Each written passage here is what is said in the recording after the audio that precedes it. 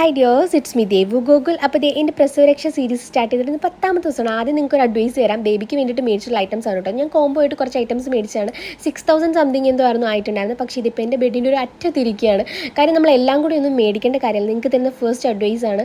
കുറച്ച് ഐറ്റംസ് ആവശ്യമുള്ളത് മാത്രം, ഫീഡിംഗ് ബില്ലോ റിസീവിംഗ് ബില്ലോ അങ്ങനെ എന്തെങ്കിലും ആവശ്യമുള്ളത് മാത്രം മേടിച്ചാൽ മതി. ബാക്കി ഇങ്ങനെ മൂലയ്ക്കിരിക്കുന്നതാണെങ്കിൽ നമുക്ക് തന്നെ വിഷമം. ഇത്രയും എമൗണ്ട് കൊടുത്ത് മേടിച്ചിട്ട് അറ്റത്തായല്ലോ എന്നോർത്തുള്ള സങ്കടമാണ്. വീഡിയോസ് കണ്ടിട്ടാണ് ഞാൻ മേടിച്ചിട്ടുണ്ടായിരുന്നത്.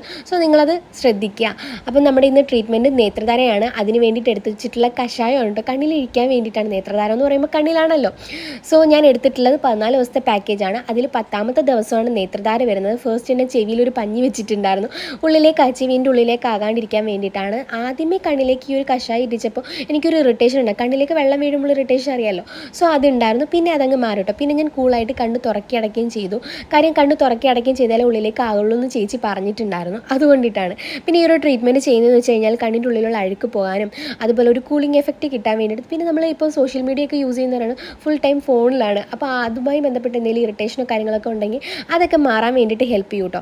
അപ്പോൾ നമ്മുടെ സഹി ആയുർവേദയ്ക്ക് ഹോസ്പിറ്റൽ സർവീസും ഹോം സർവീസും അവൈലബിൾ ആണ്. ഞാൻ ഹോം സർവീസാണ് ചൂസ് ചെയ്തിട്ടുണ്ടായിരുന്നത്. നിങ്ങൾക്ക് നിങ്ങളുടെ ഇഷ്ടാനുസരണം നിങ്ങളുടെ സർവീസ് ചൂസ് ചെയ്യാം. അതിനായിട്ട് ഞാൻ അവരുടെ വാട്സപ്പ് നമ്പറും അതുപോലെ കോൺടാക്ട് നമ്പർ പേജും മെൻഷൻ ചെയ്തേക്കാം. താങ്ക്